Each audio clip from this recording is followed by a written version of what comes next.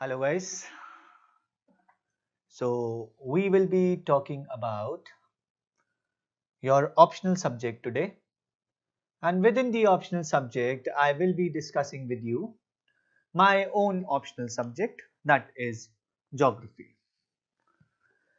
With respect to geography, we will be talking about as to why geography is a good choice for your optional subject. Now guys, when we talk about geography, there are three different perspectives about which we will be talking today. Firstly, we will be talking in an overall manner about geography as a subject, because I know some people have certain preconceived notions about geography. I need you to know what is the real meaning of geography, what you need to study in geography as your optional subject.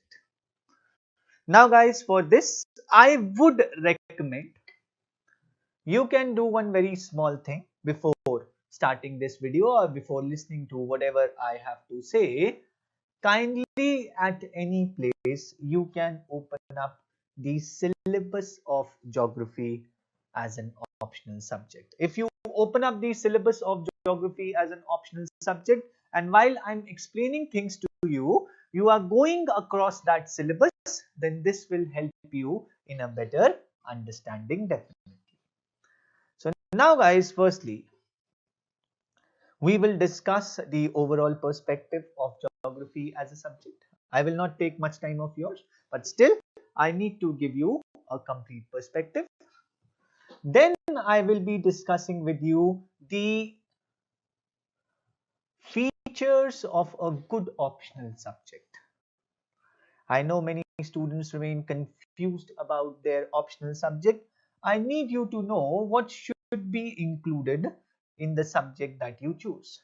And lastly, I will discuss that how geography fulfills all the criterias that are required for a good optional subject. And then I will also discuss certain features of my course which will be starting soon enough. So these are the four things that we need to discuss in this today's video. Firstly, the overall perspective of geography. Secondly, the features of a good optional subject. Thirdly, how is geography a very suitable optional subject for you? And lastly, what will be the feature of our courses, of our course that we will be discussing in meantime? So this is what we need to know. So firstly guys, when we talk about geography as a subject is considered to be one of the oldest and one of the vastest and most basic subject of the world. It is considered that geography originated somewhere around 600 BC. So it has been around 2600 years since the time geography originated as a subject. Because since prehistoric times, guys, geography has been the most studied subject because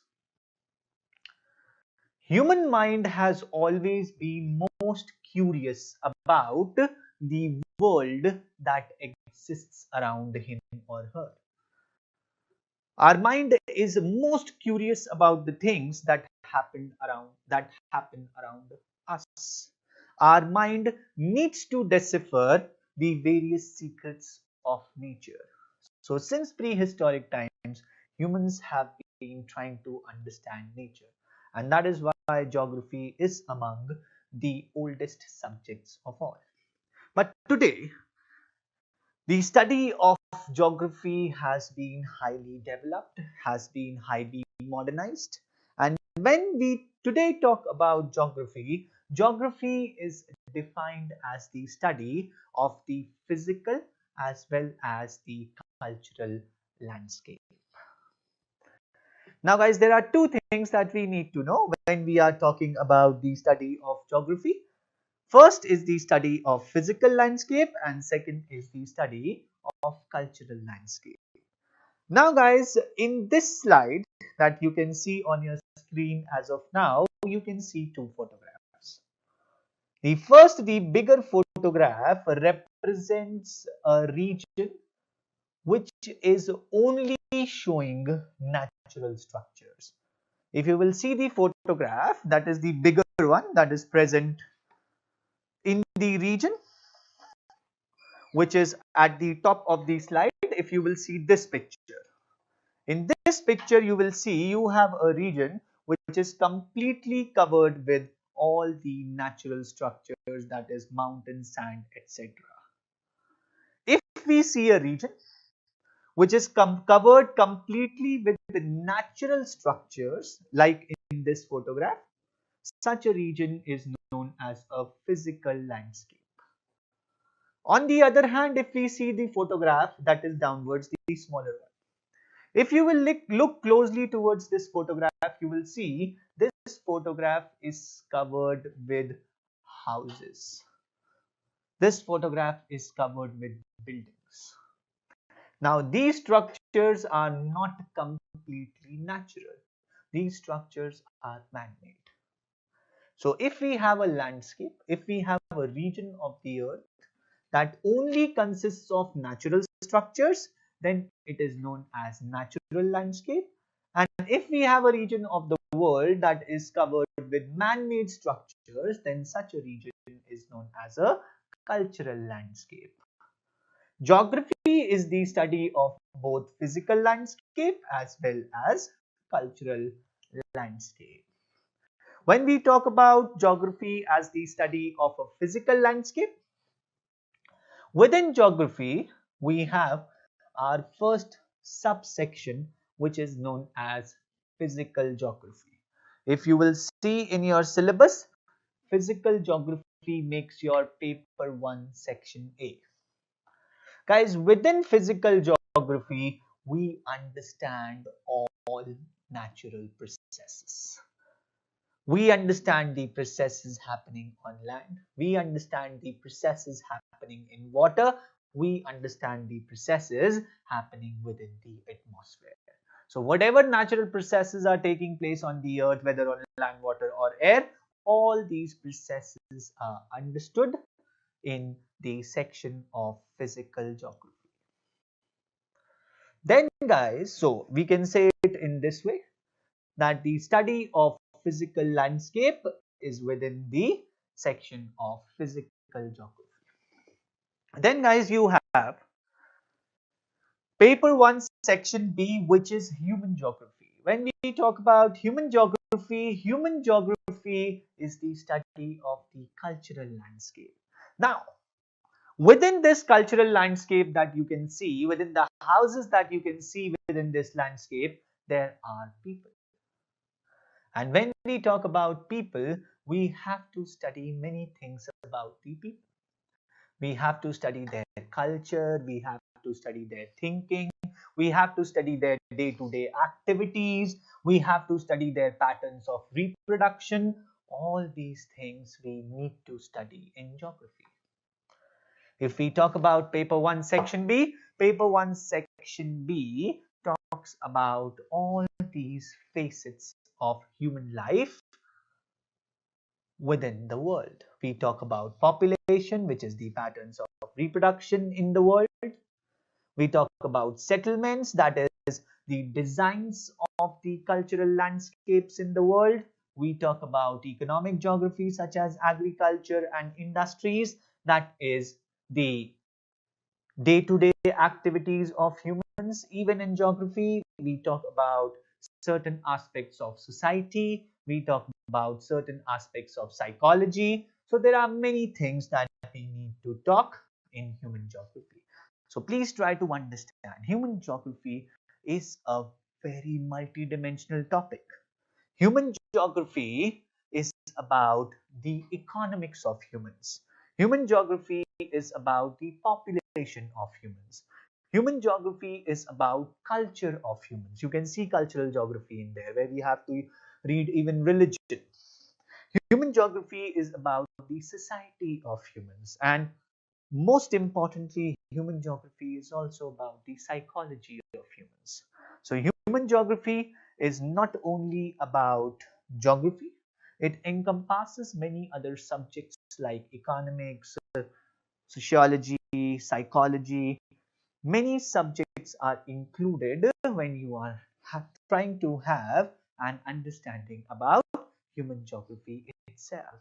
So when we talk about cultural landscapes, we need to talk about human economics, we need to talk about human society, we need to talk about human psychology. So we need to talk about the many things in your study of cultural landscapes. So this is what we need to understand first. Geography as a study of physical landscapes, that is the natural processes, and geography as a study of cultural landscape, that is human processes. Both economics and society are included in this. So this is what your study of paper 1 is. Now talking about paper 2. Paper 2 is India centric. In paper 2, we again need to talk about the physical and the cultural landscapes, but this time when we are talking about physical and cultural landscapes, we need to talk about the physical and cultural landscapes of India. We need to talk about which are the different subdivisions of physical landscapes in India. We need to talk about the Himalayas. We need to talk about the Great Plains of India. We need to talk about the Deccan Plateau, etc., etc. Then we also need to talk about the cultural landscape in India. We need to talk about the population of India. We need to talk about the urban and rural settlements in India. We need to talk about the religion in India, etc., etc. So whatever we deal in paper 1, with respect to India, the same topics need to dealt with in paper 2. So that is what we need to do. You can go through the syllabus once if you want, and then you can see that in geography we will talk about all natural as well as human processes of the world in general in paper 1, and majorly of India or only of India in paper 2. So this is what your optional syllabus as a whole encompasses about. So there are only 3 things that you need to know. First, geography is the study of physical and cultural landscapes. Secondly, in physical landscapes, we study natural processes. In cultural landscapes, we study human processes. And thirdly, in paper 2, we study the natural and the human processes specifically within India. So this is the overall view of geography as an optional subject. Now guys, when we talk about the optional in your UPSC paper. Now guys, one thing that we need to understand with respect to your optional is, your optional is the key to your rank. You know one thing, your rank is based upon a total marking of 2025 marks, where 275 marks are given to the personality test and 1750 marks are given to your mains exam. Out of those 1750, 1000 marks are given to your GS, which consists of 4 papers, paper 1, paper 2, paper 3, paper 4 of GS. 250 marks are given to your essay and 500 marks are given to your optional. Now guys, the thing that you need to understand is, when we talk about the 1000 marks of GS, guys, those 1000 marks of GS are very generalized. Please try to understand this. A person who writes the best paper in GS hardly gets 45 to 50%. A person who writes the worst paper in GS gets around 35 to 40%. So there are no major differences between the markings in the GS paper among the aspirants. The major differences in markings come within the optional paper. This is what you need to understand. There are only two papers that majorly determine your rank. First is your optional and second is your essay. That is where there are major deviations in marks. You can yourself see one thing, that a person who is getting at least 300 marks in optional will definitely qualify for the interview, because there are relatively lesser number of people who get 300 marks within the optional. Within the optional, people even get 170 marks, people even get 180 marks, that is out of 500. So you can see the variations are huge. People can get 320 marks in optionals and people can get 170 marks in optionals. There can be a difference of 150 marks in optionals, due to which it is very necessary for you to score very good marks in your optional, at least 280. 280 should be the benchmark, the minimum benchmark that you should set for your optional score. If you get a 280 in your optional and if you get a 120 in your essay, your interview is as good as in your pocket. These are two minimum benchmarks which you need to set for yourself. It has been seen over the years that these two benchmarks have never failed these students. So guys, the thing that you need to understand is that you need to score at least 280 in your optional in order to get the interview call. Now guys, when we talk about optional subjects, there is a list given by UPSC that consists of multiple optional subjects, and always these students are confused about the fact as to which optional subject they should select. So now guys, here I have given certain points. These are the points that should be taken into consideration while a person is selecting the optional subject. If there is any optional that fulfills all the criteria that are mentioned over here, then you yourself will understand that that is bound to be a good optional subject for you. Like guys, for example, I will take the first point that I have given in the slide, that is overall help in your general studies. Now guys, as aspirants, you must be knowing this, should be knowing this. General studies is anything under the sun and beyond. The syllabus of general studies is vast. Every aspirant is so much bothered by the syllabus of GS that no person who is giving the exam is ever able to complete the syllabus of GS. Now, apart from the GS syllabus, many a times I hear questions like, sir, shall we take physics as an optional subject? Shall we take zoology as an optional subject, etc., etc.? You may, if you have a background in that particular subject. But please remember guys, if you are taking an optional subject like physics or zoology, which is having minimum or no contribution in GS, then the scenario for you would be, you need to study this much syllabus of your GS and you need to study a separate syllabus for your optional. Won't it be better if you are studying a certain part and that part can be used both in your GS as well as your optional?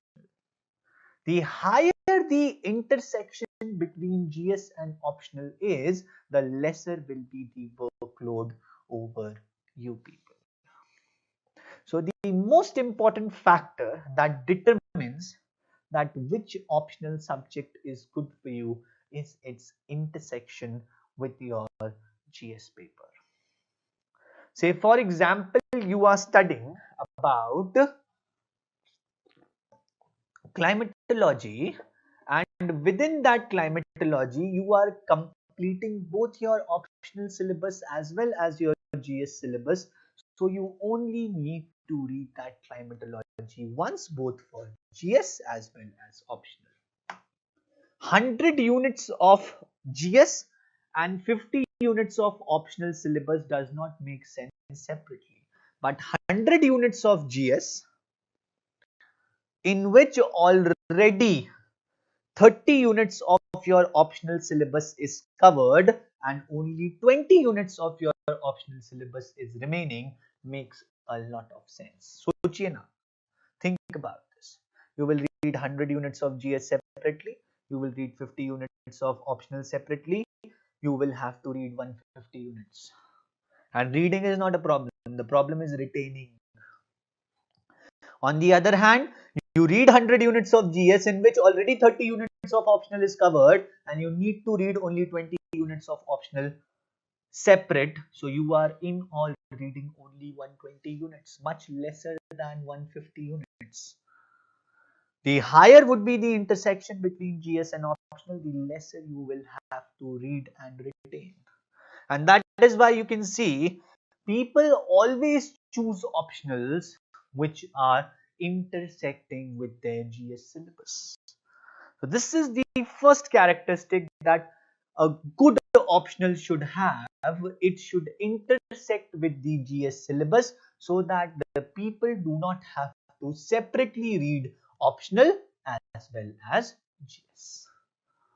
Now the second thing about which the students are concerned a lot is how does a subject fare within the UPSC exam.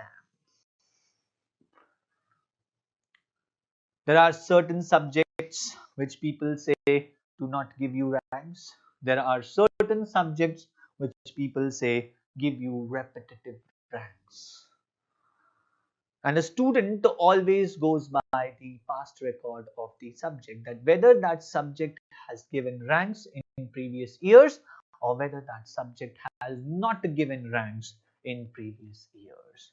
Obviously, if I as a student will also think, I will also try to take a subject which has shown a good track record in UPSC. Why would I take a chance with my preparation? I will definitely want to go with a safer option, with an option that has shown success in the past. And that is why a good optional should always have a good track record. After this, very, very important. When you are studying an optional subject, guys, trust me, you are actually marrying that subject. You have to be with that subject 24/7. You have to think about that subject 24/7. You have to know that subject 24/7.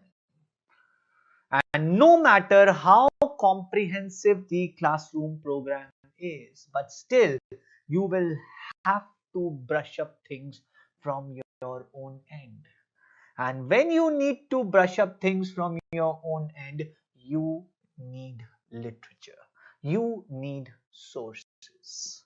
And when you need literature, you need sources. You have to have online and offline sources available for that particular subject. If you are not having sources available for that particular subject, that can hamper your preparation. So a wise choice for an optional has to be a subject which has ample of resources available for further or supplementary reading. There should be online sources for supplementary reading. There should be offline sources for supplementary reading. There should be ample of literature available. Otherwise, lack of literature with respect to the subject can hamper your own preparations. Now guys, a very important fact with respect to any optional is its contribution within the essay paper. As I was just now mentioning, the essay paper again plays a major role in your interview call. If your optional can give you help within your essay paper, then definitely your optional can not only help you in boosting your GS marks, but it can also help you in boosting your essay marks. See, there are three facets. We have GS, we have optional, we have essay. If your optional alone is giving you an edge in both GS and essay, then definitely that is the optional to look towards too. So apart from GS, a good optional also gives you an edge in essay.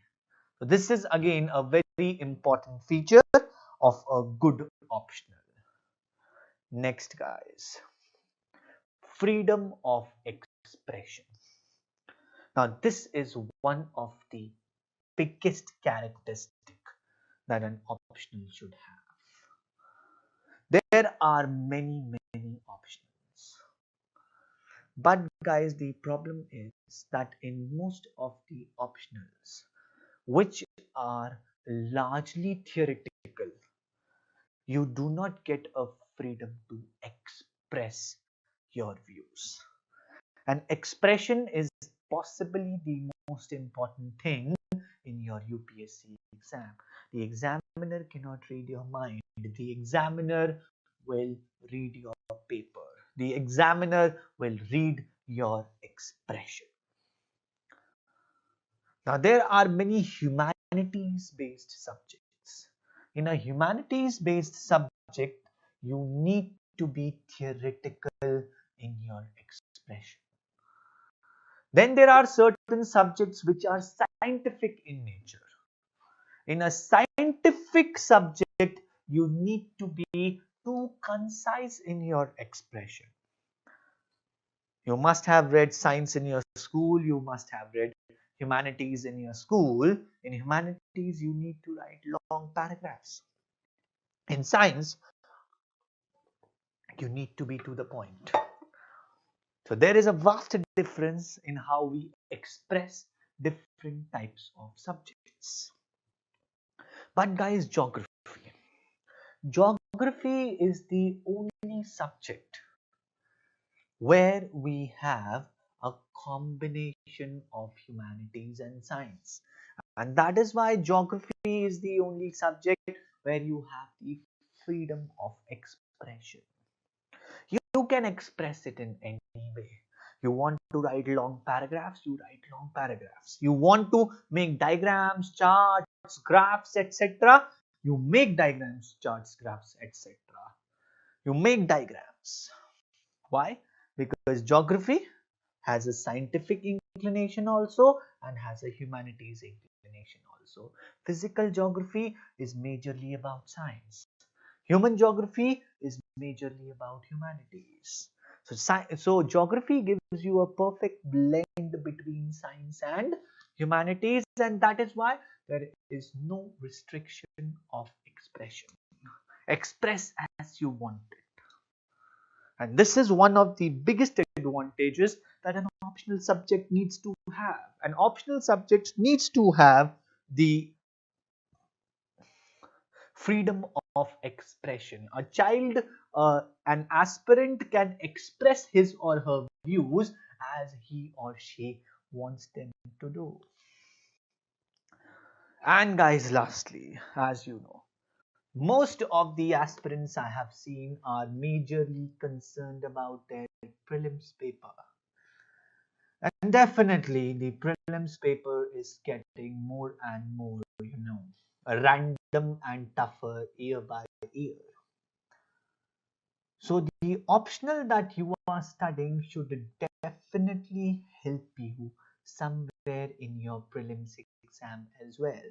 So if an optional helps you in GS, it helps you in essay, and it also helps you in prelims. So the optional is helping you in all the facets of your examination.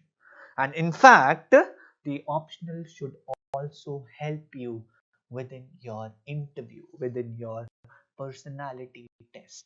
Then only that optional will be holistically covering your UPSC preparation. So please try to understand. A good optional is that optional which covers all facets of your UPSC preparation. It covers your prelims, it covers your mains GS, it covers your essay, it even covers your personality test. A good optional is an optional that has an ample of literature available for you to read. A good optional is an optional that gives you the freedom of expression. If these three characteristics are present in any subject, then you are logical enough to understand this, then such an optional would be the best optional for your preparation. So these are the features that a good optional subject should have. Now coming to our subject, coming to the subject of geography. Do you think geography has all these features? Do you think geography has all these characteristics? I can make it simple for you. I should make it simple for you. Guys, geography is the only subject among all subjects that has the highest weightage in the GS section. No other subject is having as high weightage in the GS section as geography optional has. In paper 1, you have the complete section of GS geography, which is covered in optional geography. You have social issues in India, which is again you can see in your syllabus, in the paper 2 syllabus of geography. You can yourself see it has been written categorically, social issues in India. In paper 2 of geography, we study the social issues in India. So in paper 1 GS, geography optional covers both the geography GS section as well as the social issues section in India. In paper 2, geography optional covers the part of international relations where we need to talk about the relations of India with its neighboring countries. You can again see in paper 2, it is categorically written that you have to read about India and the neighboring countries. Again, this part is covered by geography optional. Again, guys, when we talk about paper 3, the part of environment ecology in your paper 3 is completely covered by geography optional, and even your agriculture and industry section of paper 3 is covered by geography optional, and even the foreign trade section is covered by geography optional. You can again see it in the paper 2 syllabus. You are having the agriculture, the industries and the foreign trade of India, which are all a part of paper 3 GS. It is only paper 4, that is ethics, of which no part is covered by geography optional. So we have paper 1 where geography optional covers geography and social issues. We have paper 2 where geography optional covers India and the neighboring countries. We have paper 3 where geography optional covers environment ecology, agriculture, industries and foreign trade of India. So this is the part of GS that is covered by geography optional. So it has the highest weightage in overall general studies. So when we are talking about features, we need an optional which has a weightage in general studies. Geography optional has the highest weightage in general studies. After this, guys, you can check your facts, figures, etc. Geography has shown the highest number of selections both in Civil Services Exam 2017 as well as 2018. So we were talking about the fact that a good optional should have a good track record. You can see geography is having the best track record in the present years. Next, guys, as we were talking, that a good optional should cover even part of your prelims. Again, you know, for the past few years, for at least past 5 to 6 years, your prelims has been heavily inclined towards ecology and environment. And guys, all sections of ecology and environment are covered in your geography optional. So this is very important. Geography optional will even give you an edge in the prelims because your optional will also cover ecology and environment, and it will definitely cover all sections of geography within the prelims. So it is not such that this optional is not giving you an edge in prelims. It is giving you edge in the mains, and it is also giving you edge within the prelims exam. Next, guys, if we look towards the previous essay papers, if we are looking towards the essay papers from 2016, every year there are essays related to environmental issues, there are essays related to development, there are essays related to social issues of India. 2016 to 2019, there always have been at least one essay that has been from topics which we will read in geography optional. Sometimes there are two also. You must be knowing that in your essay paper you are given section A and section B, and you have to write one essay from each section. Now guys, since 2016 till 2019, the last paper, every year, all 4 years straight, we are having at least one essay that is either from development or from social issues or from environment. And all these three topics will definitely be covered in your optional syllabus. Hence, I can guarantee you this, that your geography optional will give you an edge in at least one essay that you will write within your essay paper. There could be two.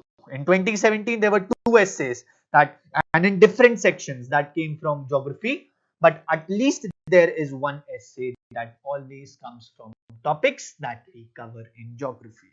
So geography also gives you an edge within your essay paper. At least one essay will be from the topics that we will discuss within your optional.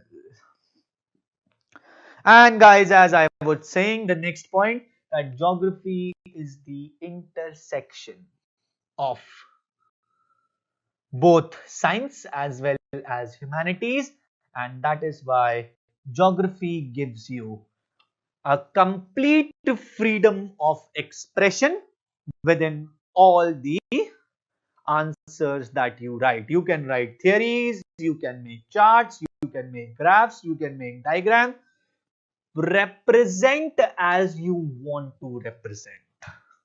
There is no restriction on representation, because every subject has its own rules and regulations with respect to representation. In humanities subjects, you can't make diagram and charts. In scientific subjects, you can't write long paragraphs. Since geography is a combination of both, you have no restrictions. Either make diagrams, charts, graphs, etc., or write long paragraphs. Do as you want to do. The choice is completely yours. And guys, lastly, we were talking about the fact that a good optional should have ample of literature available. Geography, guys, has been the most popular optional among all aspirants since a long time, due to which there are ample of resources available for geography both in online and offline mode. So you can see geography helps you in your prelims. Geography helps you in your GS. Geography helps you at least in one of the essays. Geography has shown the maximum number of selections in the past two results. Geography has ample of resources available both in online as well as offline modes. Geography gives you complete freedom of expression within your answer writing. All these features cannot be seen anywhere else. All these features are present in geography optional. And apart from this, I must tell you this also. You can even reconfirm it from any person who has given the personality test. Even in the personality test, geography gives you a huge edge. After qualifying your prelims examination, you get a form which is known as DAF, which is known as Detailed Application Form. In that detailed application form, guys, you write down your hometown, whatever your hometown is. And trust me, when you go for your personality test, there are always, and mark my words, always questions related to the geography of your hometown as well as surrounding areas. Every time you get questions on your hometown as well as surrounding areas and the geography of your hometown and your surrounding areas. So if in optional you have read geography, you have a good understanding about geography, then definitely this will help you in expressing the geography of your hometown and surrounding areas in a much better way. So it not only helps you in your prelims, not only helps you in your GS, but also helps you in your personality test. So these are certain characteristics of geography, and you can see the characteristics of a good optional and the characteristics of geography are very much similar to each other. They can superimpose each other completely. This is one of the biggest reasons that every year highest number of students opt for geography optional. Now guys, after understanding that why is geography a good optional subject, there are many times questions that I get from many students that sir, geography has a bit longish syllabus, not much but a bit longish syllabus. Is that longish syllabus or the investment of time in that longish syllabus actually worth it? Because we can take a smaller optional and we can quickly complete that optional, whereas geography takes approximately 10 to 15% more time than any other smaller optional. Then why to go for geography? Why not to go for a smaller optional subject? Now guys, I will give you the answer. The answer is simple. When you are studying geography optional, you are not only studying for 150 marks. You are studying for much more marks than 500. So guys, when we are talking about geography optional, you are not studying for only 500 marks. You are studying for much more marks than 500. The thing that you need to understand this, that when you you are studying for geography optional, you are studying for geography GS as well as social issues in India. That will, you can see in this slide, encompass at least 120 to 160 marks in your GS paper 1. So when you are studying geography optional, you are also studying geography GS and you are studying social issues in India, and the total cumulative average of these two topics will be 120 to 160 in your GS paper 1. When you are studying geography optional, you are also studying international relations of India with neighboring countries. And when you are doing that, you are again not only studying for the 500 marks of geography optional, you are also studying for 50 to 60 marks of your GS paper 2. Similarly, when you are studying geography optional, you are studying environmental issues and disaster management in India.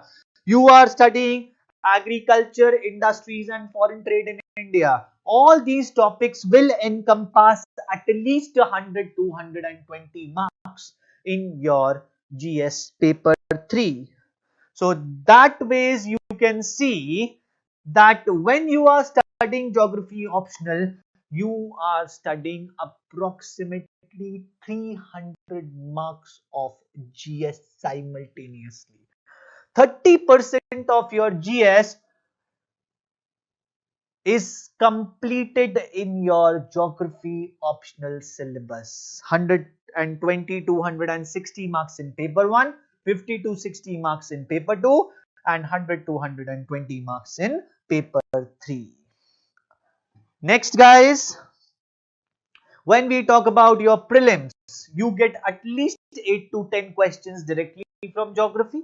You get approximately 12 to 15 questions from ecology and environment, and you get 5 to 7 questions with respect to the government policies in India. And in paper 2, we have to study government policies within the optional. So you can see when you are studying geography optional, you are also studying for approximately 25 to 30 questions within your prelims. You know how tough the marking for prelims is. And if you have an